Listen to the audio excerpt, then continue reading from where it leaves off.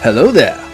Welcome to Holocron Chronicles. This is episode 30.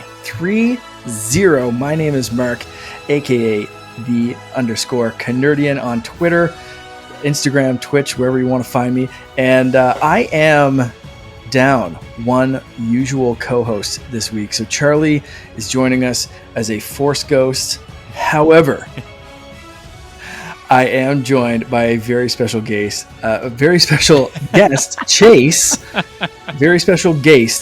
Yes. Chase. Guest Chase, aka That Gay Jedi on Twitter, YouTube, one of the hosts of Pink Milk After Dark, Fear Queers. Did I miss anything? You want to introduce yourself there? That's it. Okay, that's good. Perfect. Thank Nailed you. it. Thank you. Excellent. So Chase, how are you doing tonight? Thank you for joining me. Yeah, no, thank you so much for having me. I'm doing good. It's been a great start to the new year, busy and good. And my birthday's in a couple weeks. So I'm like, thank you. I'm one of those people who loves birthdays. I didn't used to like them, but for some reason, as I get older, I'm like, I kind of dig a day just where everyone treats me great. You know what I mean? Who doesn't like that? Yeah. So I'm honestly on that pre-birthday glow already. So I'm doing pretty good. Perfect. How are you? Perfect. That's great. Well, my birthday's passed, but pretty okay start to the year as well. Good. And very excited to have you here. Yeah, I'm so excited. We talked about a little bit before, and it's been a little while coming. We had Brian on, and I absolutely love your show. So this is great. I have to roll through the whole crew. So so you being up next is really exciting. And before we get into the stuff we're going to get into, I do want to say, I do want to ask a little bit about the shows that you're on, the stuff that you do. How did you get into all of that? You mentioned before, again, before we started, the That Gay Jedi, the YouTube channel. That was the first thing you did. So yeah, talk a little bit about that, and if we'll go from there. Yeah. It was when we were all staying at home for the first time, I was revisiting Star Wars, and I fell right back into it. I was very into it, and it was fun revisiting it as an adult who could kind of analyze things in different ways. And then I started getting into a lot of fan made content. And it was something about the Star Wars fandom has special content creators in it. You know what I mean? I think it's specific to Star Wars. Of course, there's other huge fandoms and IPs with awesome content creators, but Star Wars just delivers something special. Half of what makes Star Wars is the fandom, making everything. 100% agree. Right? Yeah. So it was so fun, just consuming all of that. And then I kind of got to thinking, I was like, you know what? I want to add to that. I want to be, there were so many things that I was consuming that made me so happy. And I was like, I want to hopefully make something that other people feel the same way about. And I also did notice too, so many people I talked to about Star Wars happen to be queer. And so then I really started getting curious about why does Star Wars resonate so fiercely with queer people.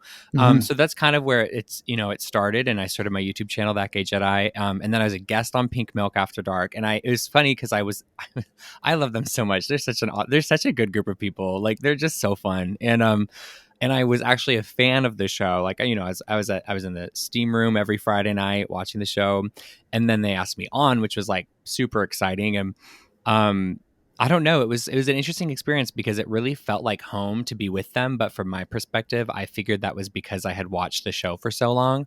Right. But when Brian called me, a few days later and kind of mentioned the same thing, that it kind of felt like home to have me there. And if I wanted to come on the show, it was really special. So yeah, that's been a really amazing thing. And I don't know, I just throughout, over the past year, one of my best friends, Beza, they came up with I don't know, we kind of we both collect VHS, we both love horror and all this retro media stuff. And so we figured it might be fun to start a little horror themed podcast. So that's it. That's what I do. And that's kind of how it all came to be.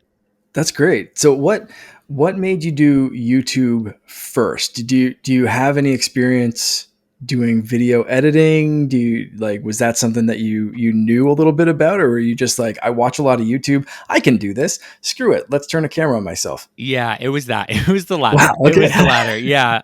And I was really nervous because I bought everything as cheap as I could, right? Like the only thing I kind of like spurged on was my camera because I didn't know if this was going to last. You know, I was like, this could just be some random hyperfixation, quarantine fever brain. Like, who knows?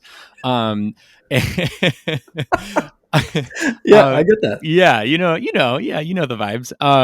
But I mean, I majored in theater and performance, so I'm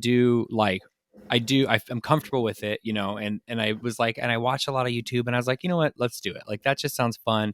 Sounds like something I think I would be decent at, and that's kind of what did it. But I really had to teach myself a lot of what was going on. You know, I mean, and I think most content creators have to teach themselves on the daily what's going on because Absolutely. as we were talking about before we hit record, like there is so much to it and you never know what can go wrong and it's never as streamlined as you'd hope it would be. But that's also that is part of the fun. So, yeah.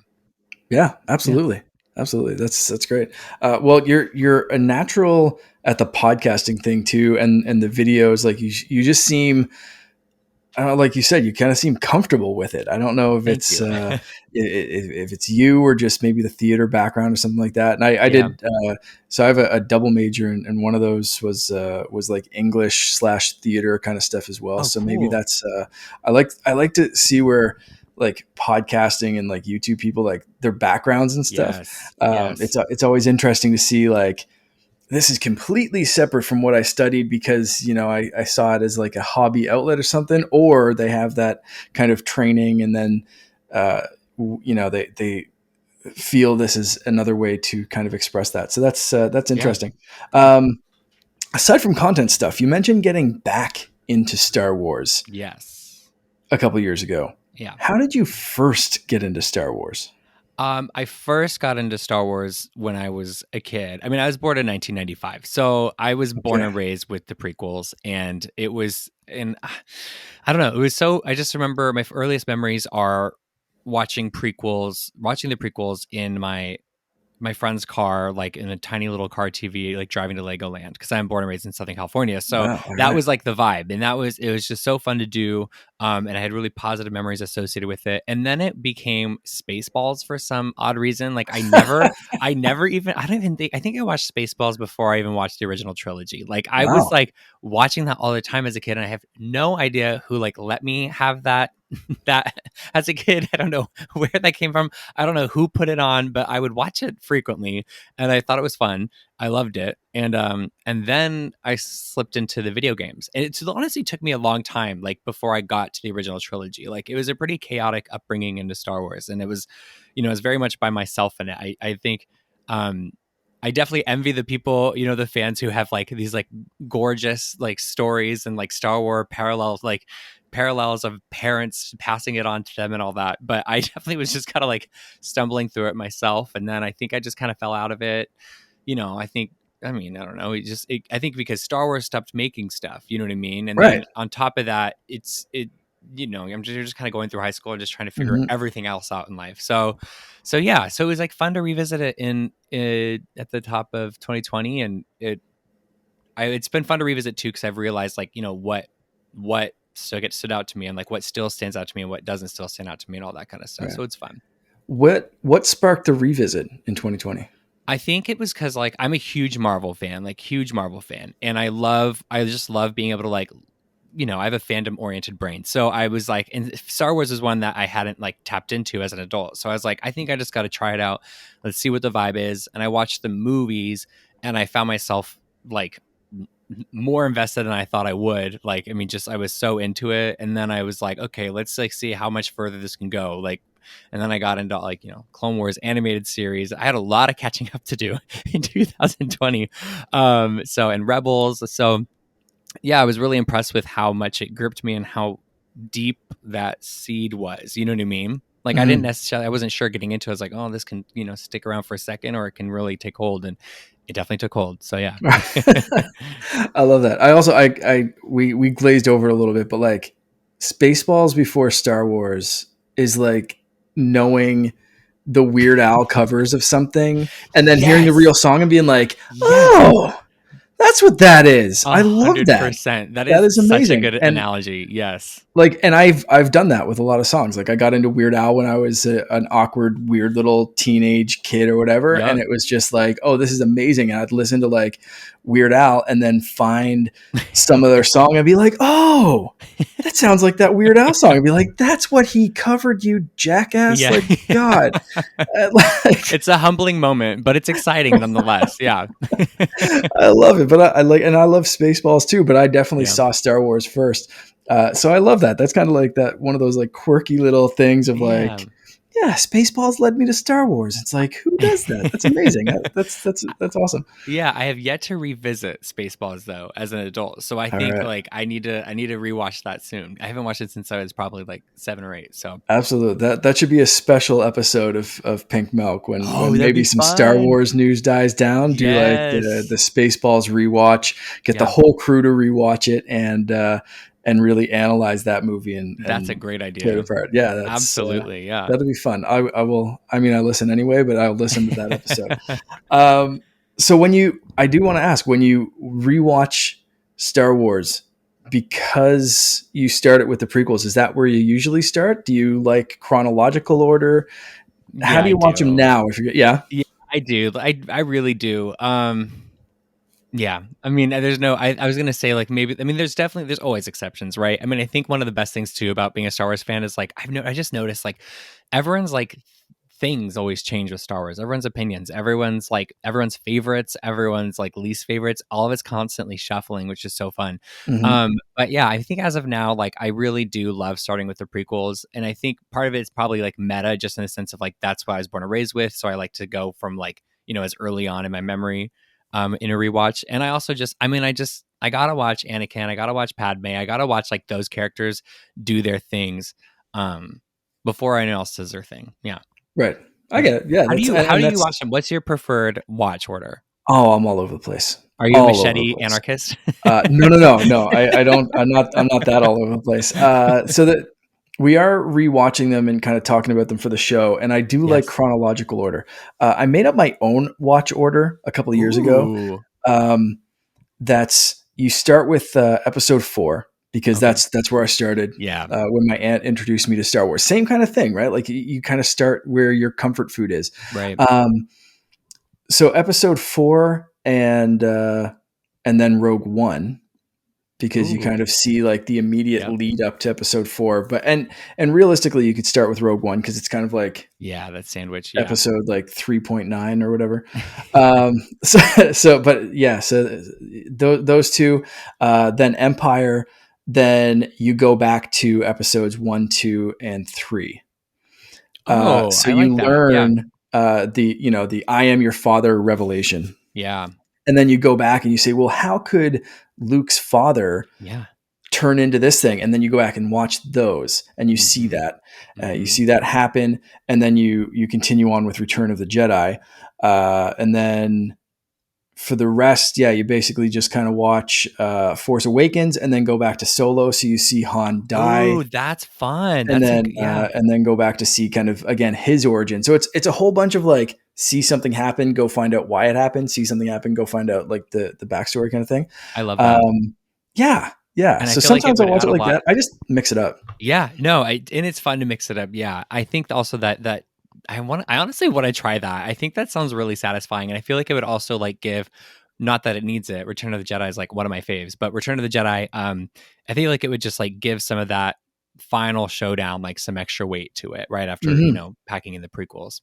Yeah, for sure. Because I like that because, like you said, it does add a little bit of weight, but you also kind of see, you appreciate that Luke doesn't have the Jedi training that they used to, so Yeah. you see like the crazy half-hour long epic sword fight, and then you kind of see Luke like flailing around with some stuff.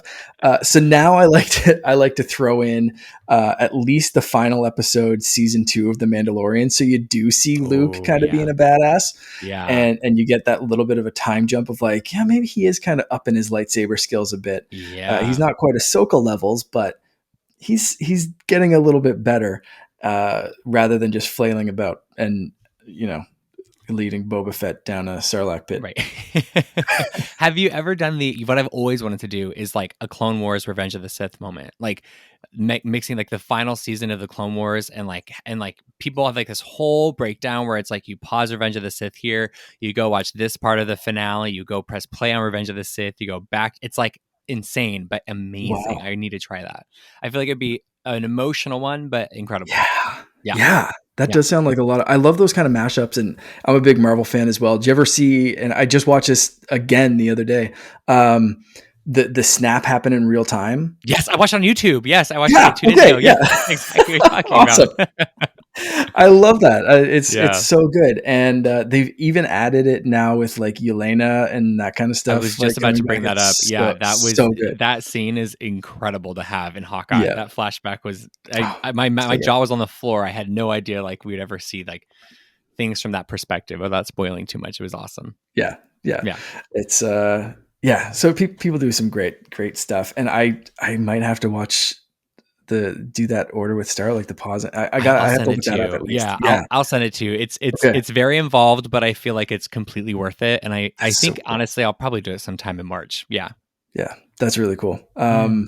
Anything. I mean, I'll like Star Wars is just comfort food. Like I'll just put it on like if I'm bored or Yeah. something. Like I don't want to go to bed. I'll watch an episode or two of The Mandalorian, or Yes. I just like that's what I've been watching. I just finished again before Boba Fett came out, like a full rewatch of Mandalorian. It was just Oh, like great.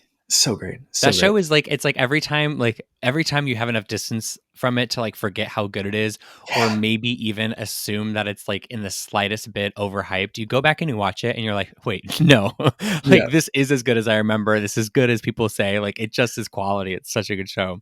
100%, 100%. You mentioned favorites and Yes. ever changing favorites. Yes. We just mentioned one of my new favorites, which is added instantly to my new favorite characters, Din Djarin. Yes. And I want to ask you about some of your favorites. So this is going to be kind of rapid fire, but you can go into it if you want to. Okay. Favorite movie?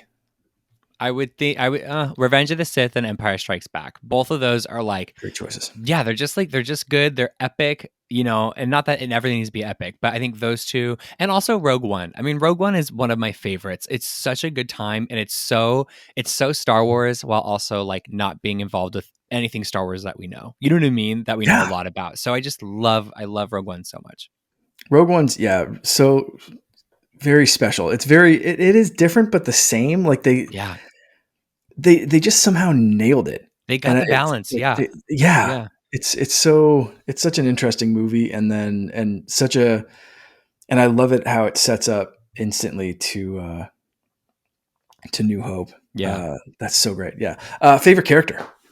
I would say Din Djarin for sure is up there, like top three. Ahsoka's on top three. Right now, Afra, like, I'm new to Afra, but Afra is just iconic and just so awesome. And she's like, I love Han Solo, but she's like a better version, better version of Han Solo. Well, she's like the best of Han Solo Yeah. mixed with Indiana Jones, Yes, and exactly. like just also chaos thrown in there. So like there's a little Yes, bit of Loki if you're a Marvel fan, and it's just like, totally. come on. Totally. How so? Okay, I'm gonna break what I thought these were gonna be rapid fire, but frig it. And we're gonna get into this later, but whatever. We'll Yeah. get into it now. Black or Stanton? How hyped were Oh, you when you saw A, that character show up yeah. in real life, but Yeah. B, also potentially setting up Afra?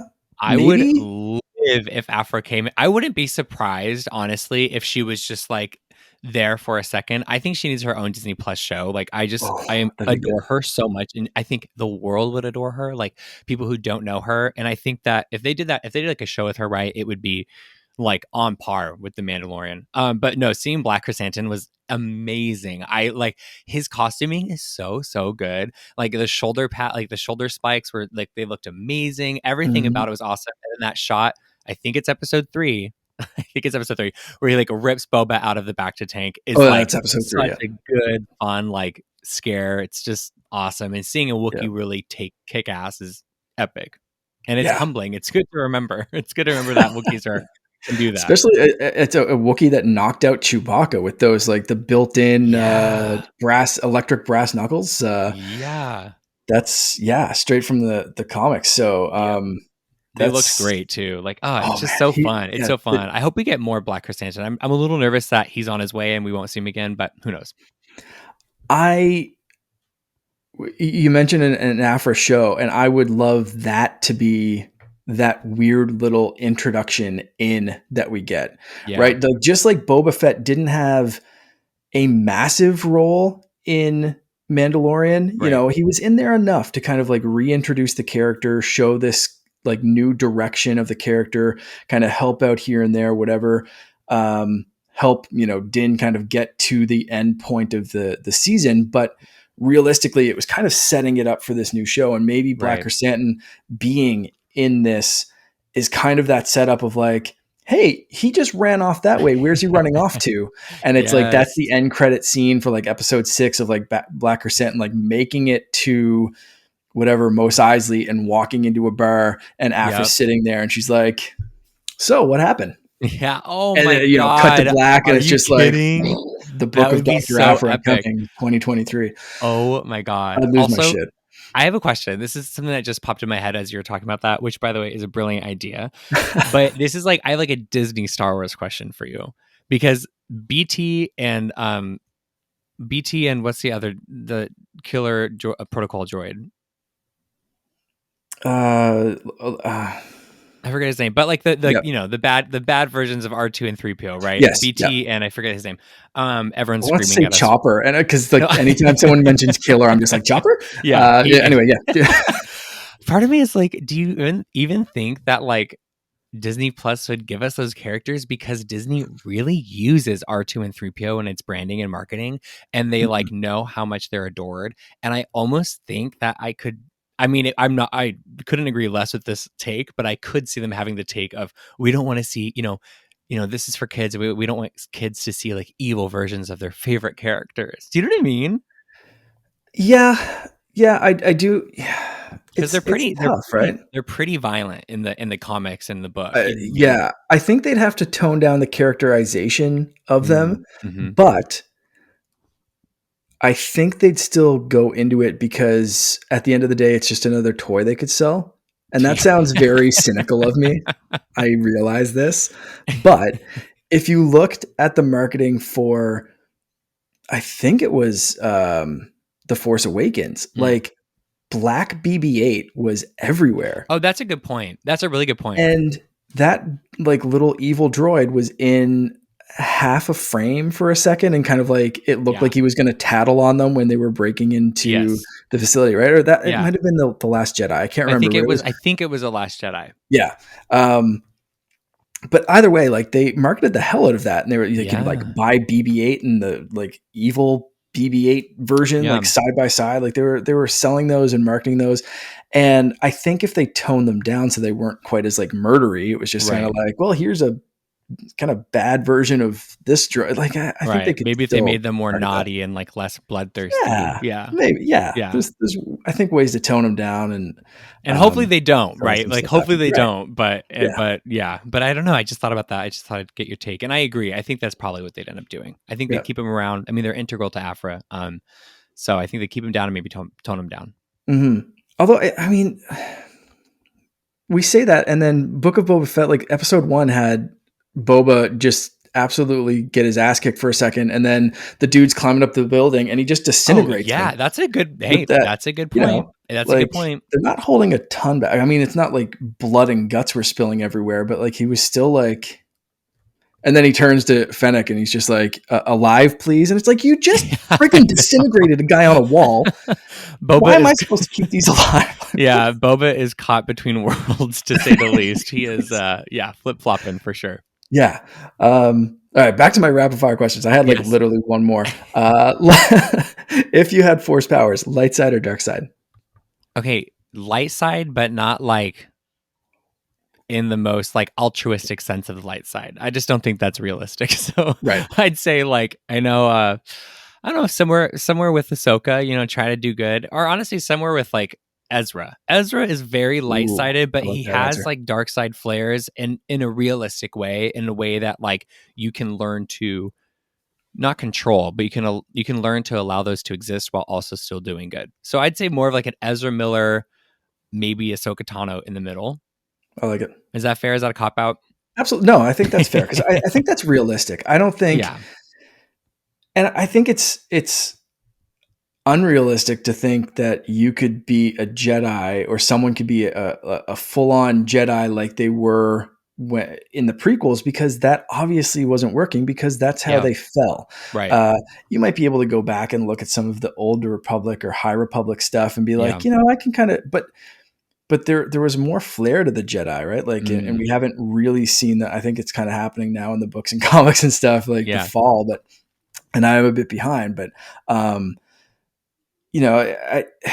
to want to lean 100% into the light side and like following the strict Jedi code as it was in the prequels, it's kind of like, well, you can't do that exactly and No. expect to succeed. That's not a No. realistic expectation for a human or person or anyone to Right. have. So you have to have that bit of a gray area. So I like that answer. I don't think it's a Yeah. cop out. I think it's Okay. realistic.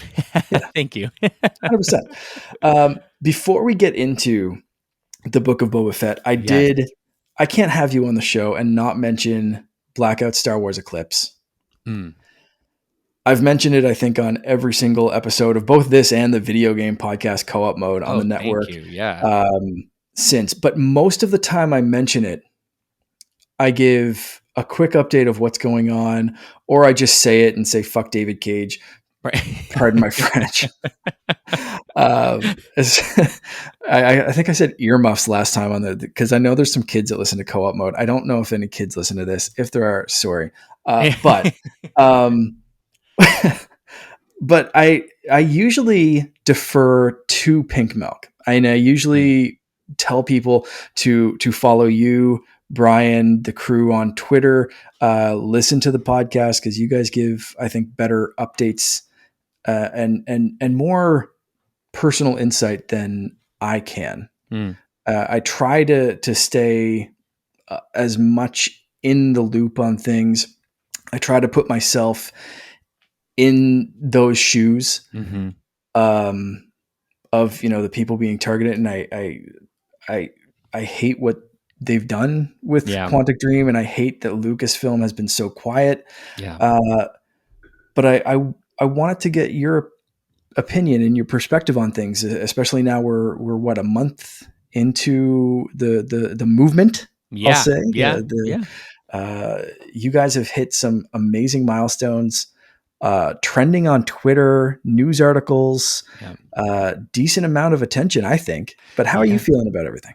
Thank you. Well, first of all, thank you so much for, allowing me to talk about it, and being and talking about it on your own too. I really appreciate it, and I appreciate the support because, yeah, it's a pretty, it's a pretty brutal reality that we live in, and it's not just Quantic Dream. It's a problem that so many, literally even just video game developers, have. But what's where I'm at with it now, I'd say is very disappointed in the silence from Lucasfilm. Like you said, like it's been a long time since we've been talking about it. And when I say we, I don't even mean the Pink Milk crew or myself. It's just we, as in the Star Wars fans who are upset about David Cage and Quantic Dream and Blackout Stars Eclipse. We have all gotten it trending, I think, twice on Twitter. We've gotten a lot of attention drawn to it, like you said, and it's no secret that like Lucasfilm knows what's up. You know what I mean? It's no secret that they know that there is um, a significant opinion from the fan base regarding David Cage's, I guess, involvement in the development of this game. For those who don't have a lot of information on it, definitely research it as much as you can. Research. I think we're in an important era where a lot of things can get diluted down to like very simple bullet points, and I mean that on both sides. You know what I mean? I think at the end of the day, always, especially with like political takes. Not that this is a political take; it's more of like a human decency take. But whatever. With stories like this, I think it's important that you do your own research and come to your own conclusions. I do have a video out on my channel. This is not me plugging my video. I just think it's a Plug away. good. Well, thanks. But I think it's a fair assessment of the situation, and just a sort of like, I just try to make a video where I put out as much information as I could, and with articles linked in everywhere. So even if you don't watch the video, just go to the description on my video about Blackout Stars Eclipse and just click and read the articles. But It's interesting. It's it's very much a conscious consumerism, critical consumerism issue as much as it is a human decency issue. And not everyone's going to feel the same way about it. But I think that with where Lucasfilm is at in their promotion of Star Wars being for everyone, literally, I've bought t-shirts that say Star Wars is for everyone, and with the promises that they've made to actors like John Boyega, and big fails they've had with like Murray Tran, is I think that it's only fair that they at least acknowledge what's going on with the development of this video game. And I think that even people who don't believe in like the canceling of the game. I don't believe in the canceling game either. I just want it to be handed off to someone else. But for people who are really against Blackout Stars Eclipse, I think that it's important for them to just think about like, well, maybe they could just at least like do these very small things. We're not asking for like the world. Like I think people just want to know, is David Cage involved, which he has expressed he is. But if he is, like, let's not have that. Let's maybe like talk about, passing on to someone else. We could even keep it with the same developer, whatever. But let's also just make sure that we are aware of it. We're aware of the hurt that it's caused, and like, here's what we're going to do to safeguard all the amazing characters and like representation that the High Republic series has given us so far. So that's kind of where I'm at with it. It is hard. It takes a huge chunk out of it takes a lot of steam out of my love for Star Wars, and it definitely like slows my train, which no fan wants their train slowed. We want to be full speed ahead. So that's kind of where I'm at with it. Right. Yeah, as a big video game fan and a big Star Wars fan, that it's like a double blow, Yeah, right? totally. And I don't think anyone's going to deny that watching the trailer, I don't know if you watched the Game Awards live, but watching Yeah. the trailer live during the Game Awards was just like, okay, what is this? Oh, this kind of looks Star Wars.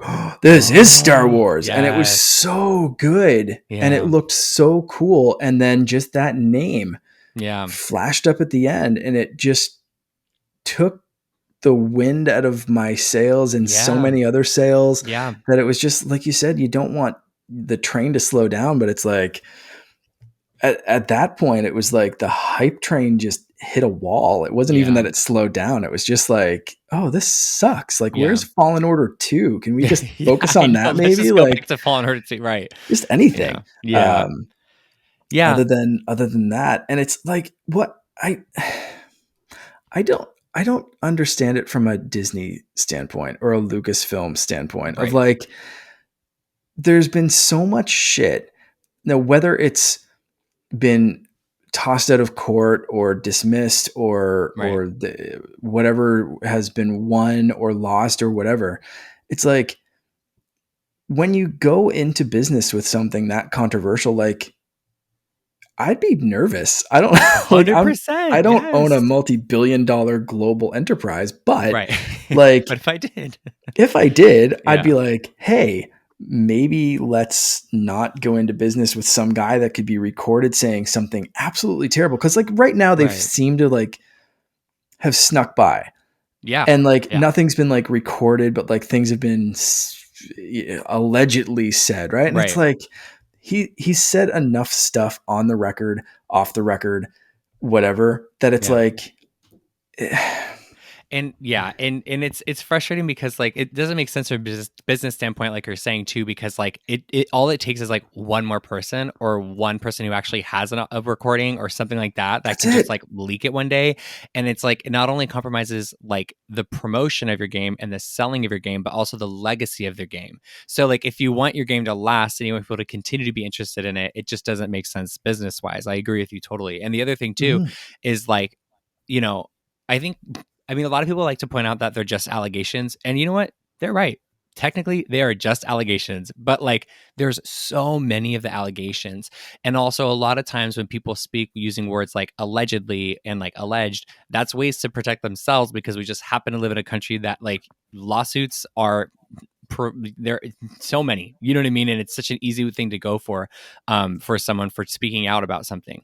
So the word in it of itself is kind of diluted, and on top of that, even if it is all allegations, there are so many, and it's just one of those things where it's like, if you have that much, if you have all these people talking smack about you, maybe That's it. you have at least one reason why people are talking smack about you. Yeah. Yeah.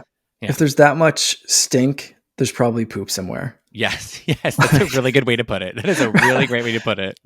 And like, okay, and some of the stuff, like, I don't know if you read the Joss Whedon interview Oh, I that he unfortunately, can't. yes. Oh Yeah. my That was good. I brutal. didn't read the whole thing because I couldn't. It was just like Yeah. everything he was saying. It was like, oh, that's exactly what a racist person would say, I or like know. that's exactly what like a misogynic, Yeah. like dick Yeah. would say. Like, Yes. like, oh, the quote that made me stop reading was like, oh yeah, English isn't her first language. Should Oh my probably do God, I another. was out. Like, Mark, I was I like, know. no, I know. done. That was Shut her down. I could Like, not no. believe what I was reading. Like I was like and I'm sorry, but it also speaks to like it's like if you're trying to make yourself not look like an asshole and you say something like that, it's like you are just adding proof to everything everyone's saying. And that's exactly the same as I when it was like, oh no, I can't be Oh I yeah. can't be homophobic. I worked with Elliot Page. And it's Yeah. like, how many times have we heard that from like Yes. some Yes. person that's been like, I can't be racist. I had a black friend in high school. It's Yeah, like, literally. Yeah. come on. Yep. Man, like that just does not like that is usually like I'm not racist, but is Right. usually the like, oh yes, I am. Yep.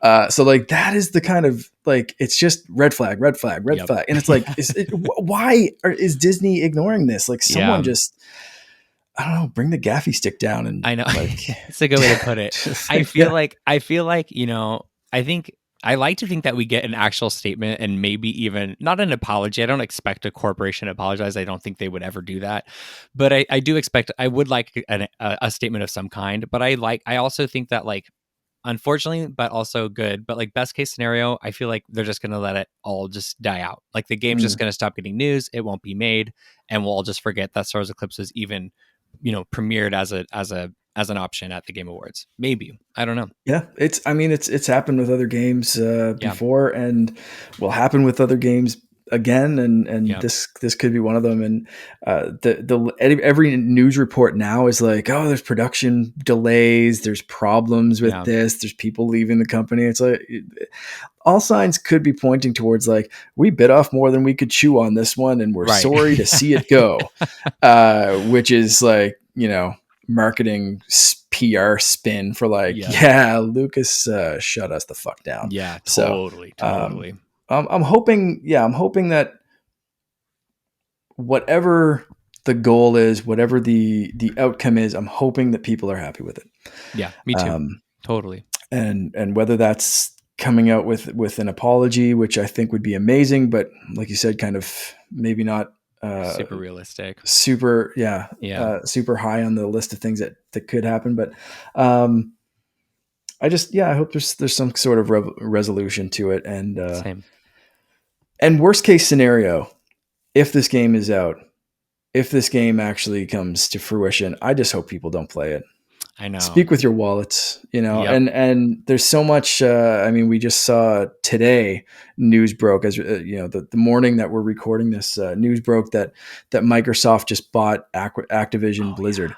Yeah. I saw that. So there's more and more games coming to services and that kind of thing. But I already stated before, and I hope people will kind of think about it this way too. Even if the game comes on a service like Game Pass, don't give it your time. Not only just don't give it your money, but like don't even give it the time of like just make this thing a dud. Yeah. Like if you're feeling passionate, you're feeling strongly about it, make sure that you do the follow through. Because so many times I see people complain and they're like, oh, I hate where whatever Pokemon is going, and I hate this. Yeah. Oh, I've got my pre-order for the new game, but I really hate it. And it happens so much. And yeah. I've done that. Like a few years ago, I had a big rant about how much I was like unsure about where the Switch was going to be, and like they announced it with like the 1-2 Switch, and I was like, "What is this? Wii 2? Come on!" It like definitely felt like that at first, yeah. Right, and then it launched. Like luckily, it launched with Breath of the Wild, and it's been amazing. It's one of my favorite all-time systems. But like, I had a big rant about like I can't support this until I see something great, and it was like I I didn't have a pre-order at that point until they Mhm. showed me something great, and then it was like, Yep. oh, okay, yeah, I guess they can Yeah. get my money. Yeah. But it was tough also as a like lifelong Nintendo fan to Yeah. be like, okay, I'm seeing the pre-orders go up. Yeah. I just had an hour long rant about how unimpressed I am with this thing, and I just don't want to reward Nintendo for being crazy. Right. I Do I get put the it. pre-order? Do I press the button? Do I do the Yeah. thing? And it's the same kind of like, do I want to miss out on a Star Wars video game? Yeah. Yes, I do in this case, Yeah. because there's something hopefully better coming along, and Yeah. we'll go replay Fallen Order because that game's great. That game, and that is replayable. That game is It is. everything. I Yes. can't wait for hope. I'm kind of hopeful we get news on a second one at Star Wars Celebration. Me too. I was just talking to someone on Twitter today, art at Artsy Moni, Mm-hmm. Moni, and she did like a great piece of artwork Ooh. um, for Marin, the Night Sister, Oh, I who I love thought that. was like such a great character who got so little time with the crew. She Totally. was kind of the last Totally. addition, and we started talking back and forth about, like, I just said I love the character. I'd love almost the second game to be focused around her and Cal be a supporting character Yeah. and explore the power of the Night Sisters, because that's kind of a Fallen Order too. It's the Order of the Night Sisters. So you could, Oh my God. all That's right, thank you. great. That is such a good Yeah, idea. yeah. So and she kind of loved that too. She said, I love Cal, but totally agree. It's been so much it would be so much fun to explore her and her powers. So I really Okay. think I seeing gotta some go Night find Sisters would that be cool. Twitter convo when we're done here today. That is a For great sure. idea. Yeah. Anyway, we have gone down a rabbit hole of awesome stuff, but I do I want to love start it. to bring it back Yeah. to or I almost said the Mandalorian, to Book of Boba Fett. We are going to be covering chapters 2 and 3 on this one. Yes. For me, these two kind of blend together. I think you mentioned it before. Mm-hmm. Like, I think this was in episode 3, and that definitely was. Yeah. Black Chrysanthemum ripping him out, because the episode 2 was like the threat of like, Right. sleep lightly. Yeah. And he didn't sleep lightly enough, because like Black Chrysanthemum was like, "Hey, what's up? I'm gonna take you out." So chapter 2, and again, forgive us if we start to blend some things together, or if I do, I don't Yeah. know. No, We'll I see what probably will happens. too. But They definitely blurred it for me as well. Yeah. well, let's talk maybe overall story, and we'll see what lands in chapter 2 and 3. So, Yeah. what did you think of these two? With, we saw a little bit more backstory of Boba after episode 1 kind of finished, of him defeating that giant sand monster thing and kind of Yes. being Yeah. welcomed in. This was kind of his training. He's getting to know the Tuscans. Mm-hmm. He's getting a little bit more into their group. Um, and we saw the train heist. We saw in Oof. modern days the twins, Black Chrysanthemum, of course, Yep. that we've mentioned, and a little bit more of what's going on in the underbelly. Yeah. So what overall do you think of these kind of episodes? I thought it's so funny. I think I loved episode 3. Episode 3 I think is my favorite episode so far. I think that episode 3 finally delivered a little bit more of like a concrete thing to hold on to, like plot to hold on to for modern day Boba, contemporary Boba, like present Mm-hmm. day. So that was really great. That being said, episode 2 was iconic. I mean, all that time we got with the Tuscans was absolutely powerful. Mm-hmm. And that train heist was everything. That train Yes. heist was like one of my favorite train scenes I've Yes. ever seen in Star Wars and Marvel. Like, it was just epic, and the amount of planning they just took their time planning that whole thing, and it really paid off.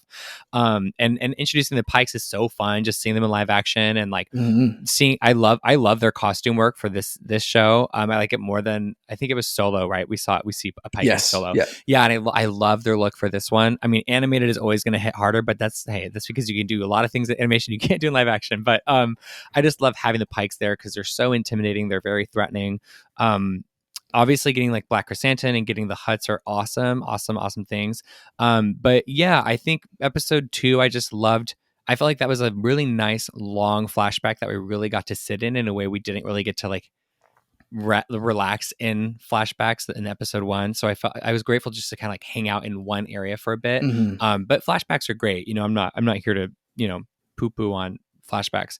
But yeah, see, episode 3, I think for me really gave me something to glob onto for like, for the future of this series. But what about you?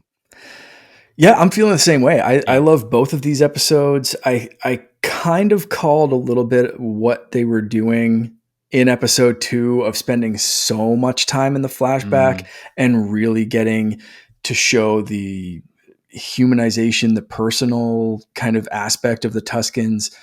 And I said, I'm kind of hoping that they're not setting it up so he yeah. comes back from a mission and everyone's dead, Yeah. and that's kind of. But I also kind of called that, I think, even before we really even saw this, because why at the end of Mandalorian, why did Boba decide to take over the crime syndicate?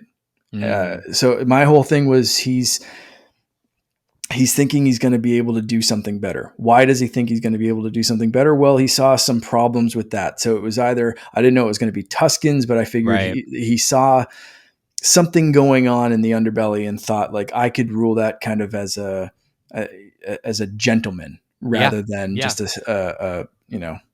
underbelly crime boss. Right. Um, so with that, I did kind of call what happened in episode 3. Um, and some people have been saying this is kind of like a girlfriend in the fridge type situation. I don't know if you're familiar with I am that not. phrase. So that happened in, I believe it was Green Lantern comics. I am Okay. not a comic pro by any means, so if I got the comic book wrong, sorry, I apologize. Todd and Charlie will both come after me. Don't worry about it. But it was basically, a love interest was introduced, and like the next episode she ended up dead and stuffed in a refrigerator, and Oh, it was okay. just so, like, basically like introduce a character for an emotional manipulation and then kill that character off, and but yeah, so it happens all the time. You can Yeah. probably think of a dozen Disney movies that introduce a parent and then kill them off so you Yep. feel sorry for the main protagonist, and Right. they appear kind of vulnerable or whatever, and this was that. Yeah. It was Dances with Wolves in Tatooine, Yeah. is what a lot of people are saying. And you can probably pick apart some other things of, like the human savior kind of thing, helping Mm-hmm. the simple tribe in the Mm-hmm. desert, and some real world connotations and possible problems with stuff like Right. that. Um, but I also thought it did a great job of, like I said, humanizing and giving a personal touch to a group that in most movies and stuff have been just kind of dismissed as like they're savages. And we saw a little bit of that in Mandalorian, and I'm so happy they explored more of it Yeah. here Yeah. of, no, they're intelligent. This is their land. Like, we're trespassing here. Right. They know what's up. Like, just kind of leave them do their thing. They're happy doing their thing. And it is kind of interesting to see Boba Fett kind of directly lead to possibly their death, Mm. because he encouraged them to fight. He encouraged them to do the Hey. amazing Yeah. epic train scene, Mm-hmm. and did that cause then the Pikes or whatever Mm. crime boss set the hit out on them. Mm. So I'm hoping they keep exploring that Yeah. and his guilt over that, because maybe if they just kind of stepped back and took their little pot shots and stayed in the shadows, like, there wouldn't have been a hit on them. And that's Yeah. something he's going to have to deal with. Right. So Yeah. I thought it was incredibly, like, emotionally complex, Yeah. for that kind of situation. Yeah, no, that's a really good. I mean, I think it is a completely complex situation with regards to like in the world, and also like in the world of Star Wars, also in the writers' room for Star Wars, and also in the world we all live in, right? Like there's a lot of nuance to the situation. Yeah. And I am happy that they have continued to humanize the Tuscans, and I understand that Star Wars is like built on tropes, and it would have been an awesome trope to maybe subvert this time and make a statement. They didn't want to do that. That was their choice. And I can see how it's like a very frustrating thing, and also just a very harmful thing. I understand like the repercussions of storytelling choices like that. Mm-hmm. But where I'm hopeful is I like to think that we'll see Boba can, like, even though his tribe is no longer with him, And maybe even like because his tribe is no longer with him, he is even more motivated to fight for like the liberation of the Tuscans. I will say I will never stand. I mean, like I will never stand by this choice if he just completely drops that plot point. You know, if Mhm. Boba just like stops caring or even thinking about Tuscans, I don't see how Yeah. he could because they're so integral to his development as a human. But yeah, I like to think that he'll continue to be like an ally to Tuscans.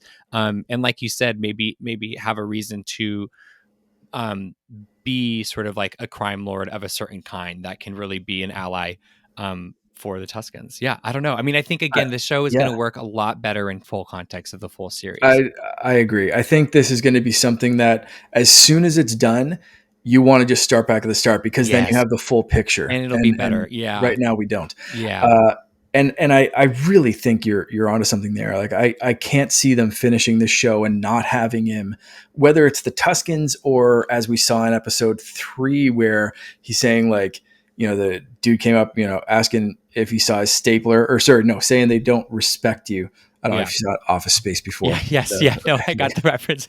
Perfect, perfect. I always have to check because that's one of those obscure movies that Yeah, not those everyone niche has seen. little. Yeah, Um, but so, you know, you kind of think maybe you'll help this guy, and then he says like lower your water prices, and I'm going to hire the gang that just stole from you, and he hires the super go go Power Rangers yes. that I friggin' love. So let's pause there for a second Okay. because there's been a lot of kickback. Oh yeah. So before we keep going with like you know explorations of like all this stuff and like yeah I want to stop and ask your opinion on some of the let's say controversial stuff. So Yeah. the first one, Boba just having a good time and being goofy and be like, here's Oh, the like a speeder, ride it like bantha. a bantha. Yes. I thought that was hilarious. Awesome. It was such a fun moment of like he's frustrated, he's Yeah. trying to teach them, he's just having fun. And I think we saw some real like Tamara Morrison kind of coming through there Yeah. too, of just Yeah. like I'm in a Star War, let's do this. Yeah. You know, Yeah. like I loved it. And then you see the hate on Twitter, and it was the Yeah. same thing this week with episode 3 or last week, whatever, Yeah. with Zippergate. Yeah. Oh my And God. Zippergate. Yeah. people need a fucking hobby. Yeah. That's all I can say. And so we got a message. I got a message on Twitter from Abby, who's been on the show a couple of times. Kid Yeah. Sidious, and she she said the zippers, Mark, the zippers. Uh, and she found out yesterday she was featured in an online article as a fan who pointed out that Luke's flight suit zipped up There you go. in Empire Strikes Back because Zippergate is a thing that deserves a news article, I guess.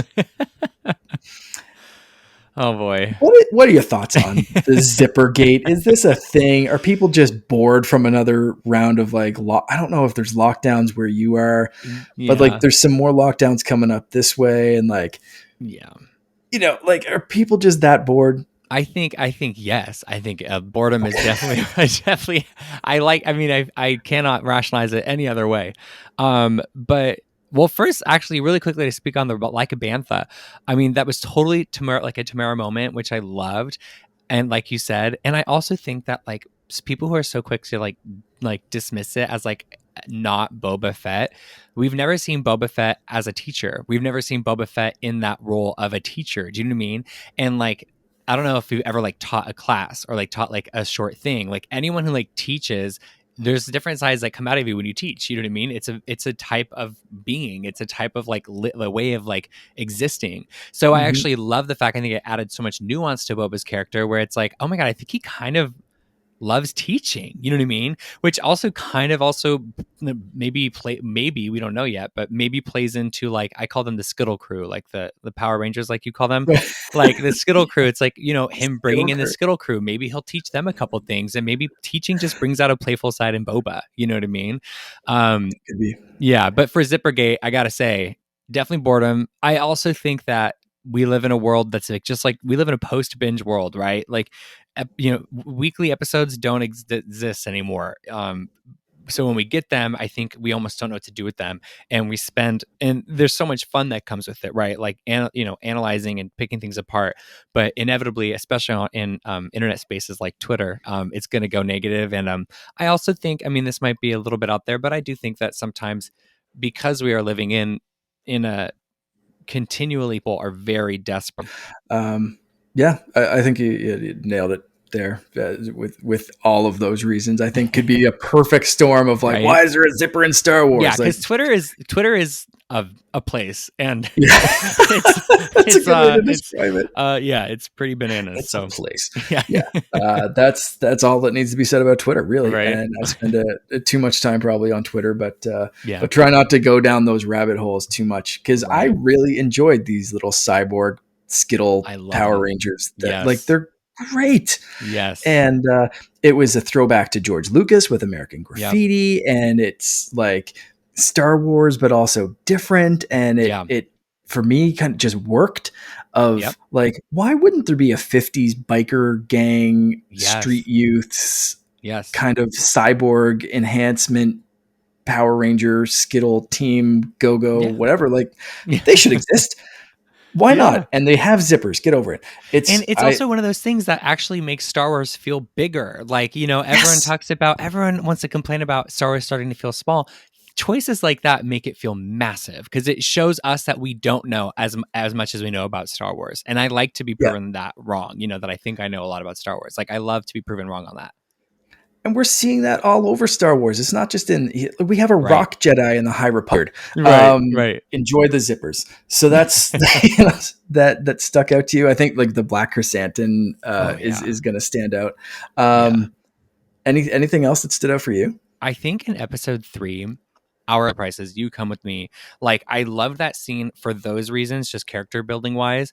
But I also just loved, I thought that was like, and I don't know, this might be just me, but I feel like that was like one of the first scenes in the entire show so far where I really felt like I was in the scene with what was going on. It felt very Mm. intimate. It was really well lit, and it just was like pretty to look at. You had these like pretty scooters glowing in the firelight, you know what I mean? Like, and it And just it could felt have very been intimate. poorly lit. Like, that Yeah. was a thing with that dark scene. Like, it Yeah. was super well lit that it took you Yes. into the scene. Right? Yeah. That's what I'm saying. So like, I think I just loved that scene because I just like that was like such a standout moment. I felt like I was in it, and it was great for character development. So that was definitely a standout. Yeah, for sure. Yeah. For sure. What about you? You already mentioned the train scene. Oh, So that was, yes. I love a good train heist. And this Yeah. was like The cream of the top crop. notch. Yeah. Yeah, this was good.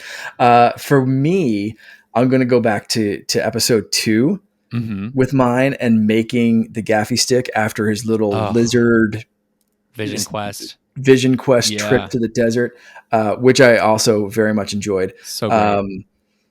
That was, yeah. I thought man, have you seen the memes with they open the little egg thing that the lizard is in, and Mhm. it's the Geico lizard being like, "Hey, I want to talk to you about car insurance." I died. I have not Um, seen that, but that it's is great. very, very funny. Yeah, it's great. However, that one's not my favorite scene, but I love the memes. Yeah. Uh, I do have to mention the gaffy stick building, Oh yeah. because building in Star Wars is something that I've always loved. Yeah. Whether it's building my own lightsaber or Mhm. building lightsabers. One of my favorite episodes of the Clone Wars is when the younglings build their own lightsabers Yes. and they go on the quest and all that kind of stuff to get their kyber crystals. One of my all-time favorites. So this one, after seeing the I'm going to say high tech, high skill, precision Beskar armor building in Mandalorian, seeing that kind of lightsaber building in other things. This one bringing it with it's a literal stick in a desert. Mm. They're flame roasting it and using pretty primitive tools, mixing it with some metal, and Yeah. it's kind of scrapped metal and stuff. It's where they built it is based off some original Ralph McQuarrie artwork as well. So I Yeah. thought it was an actual beautiful scene, Yes. but I thought there was just something so natural and visceral about that, Yeah. and personal on his journey again. So that was, to me, one of those standout scenes that was just like, this is world building, person building, uh, like just lore building. It's one of those kind of things that I'm like, I want to build a gaffy stick now. Let's do that. Yes. Yeah. I built the lightsaber.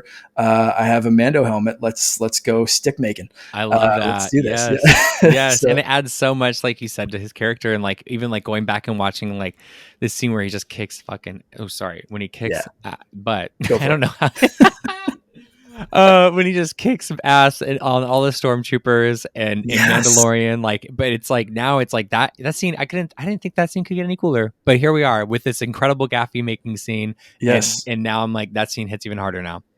It adds more weight to it. Yeah, And totally. makes it a more, you understand why he wouldn't just take out the first stormtrooper and then pick up a gun. Right. It's an extension of him, and you see him Yes. training with it, and you see him Yes. building it, and it is a personal extension of his body. And whether he's running through, I love the bar scene and introducing Luke's friends from the deleted Yes. scene in New Yeah. Hope. I thought that was great, So cool good. callback.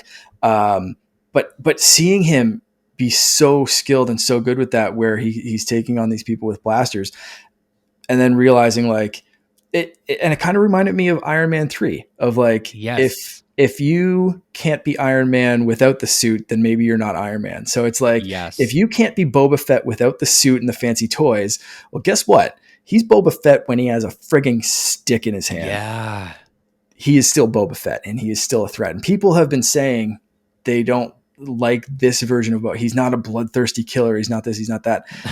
He doesn't have to be No. intimidating. Right. He Right. can be the baddest guy in a room Yes. without touching a blaster, Yeah. because he knows there's no one in that room that can do anything. Yep. And that to me is the kind of like power and intimidation that comes from experience, assuredness, but not cockiness, Mm-hmm. kind And of not thing. And having to I prove love, anything. and Yeah. not having to prove anything. And I love Yeah. seeing that side of Boba Fett. And it, to me, makes him a much more interesting leader, a much more interesting crime boss, and a much more interesting character, because he's got nothing to prove to anyone but himself at this Yeah. point. And that Yeah. makes him dangerous in a Yeah. very different way, but I think a more dangerous way than just some guy that walks in and shoots everyone. Yeah. No, that's not that exciting. And a lot of people can do that. You know what I mean? Yeah. Yeah. Yeah. Right? Definitely. It's for sure. Last thing I want to ask. Yeah. Theories for where you want to see this go in the future. What's the next? We get the next episode drop tomorrow, Yeah. literally in a few hours from when we're Yeah. recording this. Where do you want it to go? Where do you think we're going? I would love to go with like access to water, like for like Tatooine. I mean, it's a little out there, but I would love it if there was like a push for that. Like I said, like advocacy for Tuskens. I want a lot more Fennec. I love Fennec so much. I think she's such a badass, and I think she works really well in like really quiet ways.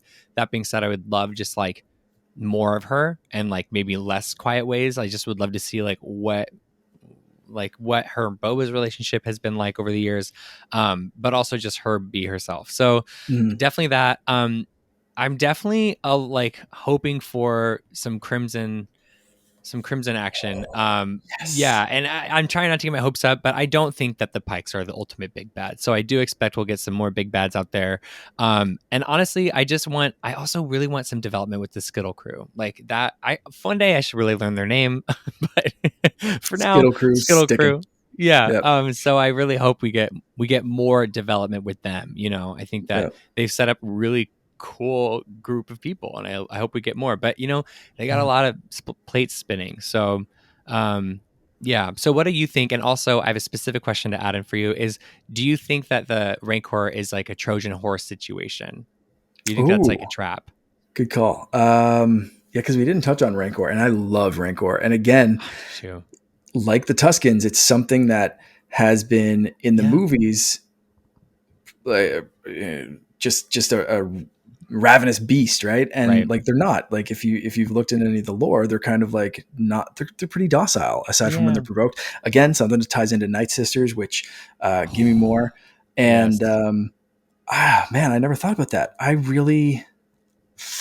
hope not. Me I hope too. it's just kind of Yeah. a cool thing for Boba to bond with. And I love Danny Trejo Me in too. And this. I don't want him to be a Perfect bad role. guy. I Holy just crap, want him to no. be like a really sweet Rancor handler. Yeah. Yeah. Yeah, I hope so. So where do I want it to go? I know you said you don't want to get your hopes up, but I'm hoping like full Crimson Dawn. Let's get some like warring factions, some like, what happens after Maul dies and whatever. And just, yeah, that's what I want. Yeah. So I may be getting my hopes up, but like, we'll see. Well, I hope for the same. So I'm hoping with you. Yeah. Okay. Perfect. Well, let's wrap it up there. We went even a little longer than I anticipated. So thanks for sticking with me and thanks for joining me. Where can people find you? I know we'd already talked about it, but it's been a long episode. So remind people where they can find you on the internet. Yes, you can find me on YouTube. I'm That Gay Jedi on YouTube. Also on the Pink Milk After Dark live streams on every Friday night. You can find me on Twitter at _That Gay Jedi. If you just want to read random thoughts or see pictures of things I buy, because I like buying little action figures. And then you can also listen to Fear Queer's queer horror podcast for everyone. So that's where you can find me. Perfect.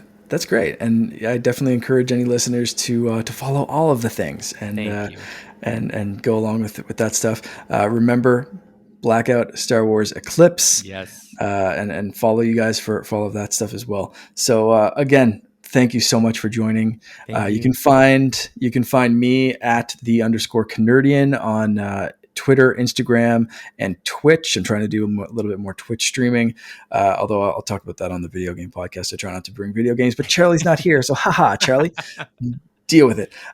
You can find Charlie at the C3 and at Secret Friends U. And thank you so much for joining us. Thank you, Chase, once again. Thank you for everything. This was so fun. Thank you, seriously, for the opportunity. This was may the Force be with you. Rex, play us out. This podcast is part of the Secret Friends Unite podcasting network. Visit secretfriendsunite.com for more great shows, articles, news, reviews, and more. Secret Friends Unite podcasts are available on Apple, Google, Spotify, and other podcast services around the world. If you'd like to be part of the conversation, you can join us on Facebook or our new Discord server, or follow at Secret Friends U on Twitter. Please subscribe to Secret Friends Unite on YouTube and visit our merch store at tpublic.com. Just search Secret Friends Unite. Thanks for listening.